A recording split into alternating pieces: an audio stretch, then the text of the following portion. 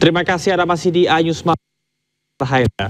Heboh menyebut Presiden ke-7 Republik Indonesia Joko Widodo tak memiliki ijazah dan tidak lulus sebagai sarjana.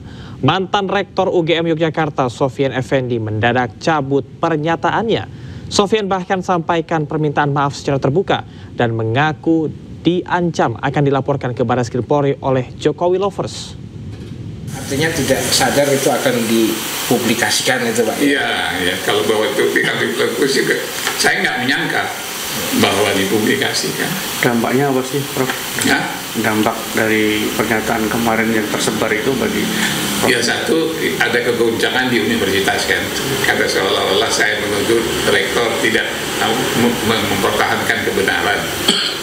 Kemudian ada yang ada ini yang para pendukung Pak mantan presiden itu ya bergerak juga dia karena apanya soal ijazahnya kan disebut Jokowi Lovers itu melalui ketuanya menyatakan akan mensuruh saya karena pernyataan di live streaming itu akan mengadukan saya kepada Barreskrim. Kita ke informasi selanjutnya, pemirsa, di mana mantan Rektor UGM yang sebelumnya setelah membuat heboh karena pernyataannya, mantan Rektor Universitas Gadjah Mada Profesor Sofyan Effendi mendadak menarik semua pernyataannya terkait ijazah sarjana Presiden ke-7 Jokowi. Dalam surat pernyataannya, Sofyan Effendi juga meminta maaf. Tidak hanya menarik semua pernyataannya, Sofyan Effendi juga meminta maaf kepada semua pihak yang disebutkan dalam wawancara.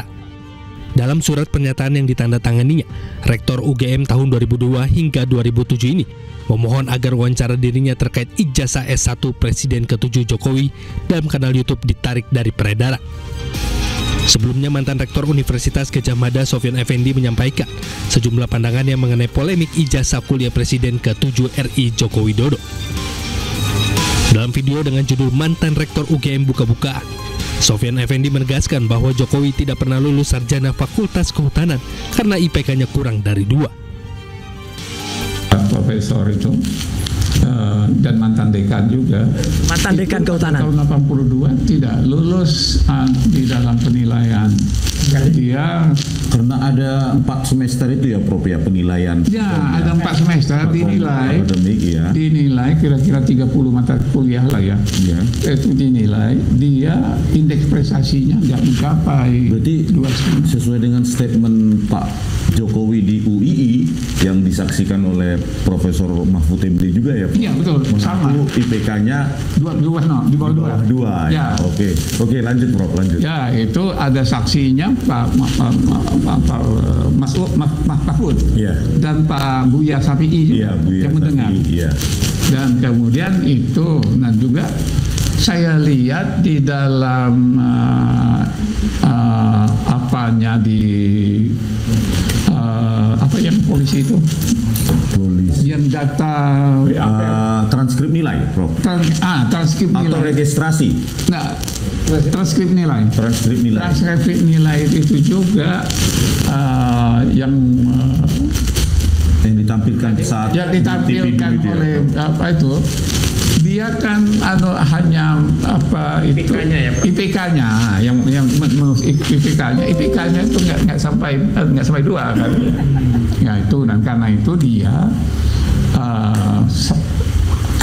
kalau sistemnya benar karena dia ikut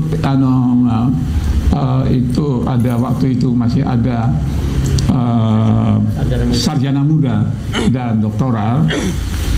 Jadi dia tidak lulus sebagai tidak qualified untuk itu di DO. Selain meminta maaf kepada semua pihak, Sofyan Effendi juga berharap agar wacana tentang ijazah dapat diakhiri. Tim Liputan Ainus melaporkan. Abraham Samad terseret dalam kasus tudingan ijazah palsu Presiden ke-7 Republik Indonesia Joko Widodo. Ketua Komisi Pemberantasan Korupsi periode 2011-2015 tersebut menegaskan dirinya tidak ada kaitannya dengan kasus tersebut.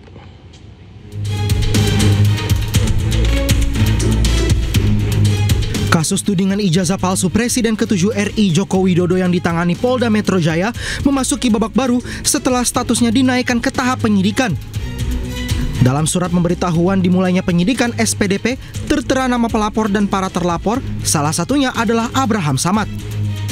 Namanya masuk dalam daftar 12 orang terlapor atas dugaan fitnah dan pencemaran nama baik yang dilaporkan Jokowi. Terkait hal itu, Abraham Samad menegaskan dirinya tidak ada kaitannya dengan kasus tudingan ijazah Jokowi. Sementara itu, kini Abraham Samad tengah berada di Australia sehingga tidak mengetahui adanya surat panggilan polisi guna pemeriksaan. Tim Liputan iNews melaporkan. Pemirsa, Konfederasi Sepak Bola Asia atau AFC menggelar undian putaran keempat kualifikasi Piala Dunia 2026 zona Asia. Hasilnya Indonesia berada di grup B bersama dengan Irak dan Arab Saudi. Dan pemirsa, usai sudah kebersamaan kita dalam iNews malam hari ini. Temukan informasi-informasi terbaru lainnya di www.inews.id. Cuplikan tayangan berita iNews dapat pula Anda saksikan di kanal YouTube @official iNews. Mewakili kerabat kerja yang bertugas, saya Camar Haida pamit undur diri. Terima kasih, selamat malam. Sampai jumpa.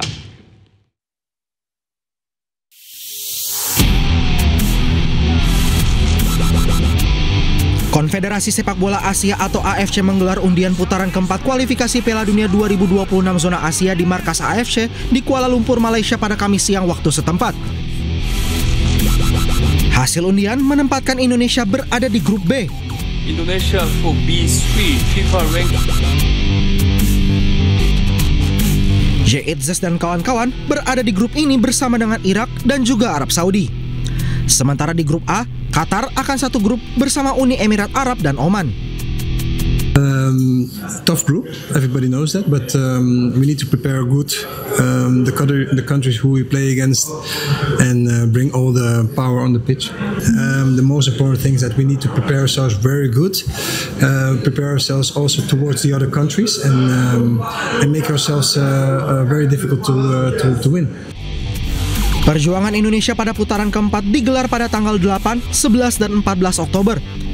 Jika Indonesia ingin lolos langsung ke Piala Dunia 2026, mereka harus menjadi pemuncak grup B. Namun jika skuad Garuda berakhir sebagai runner-up, mereka akan diadu lagi dengan runner-up grup A dan pemenangnya akan melawan tim dari konfederasi lain untuk memperebutkan satu tiket tersisa.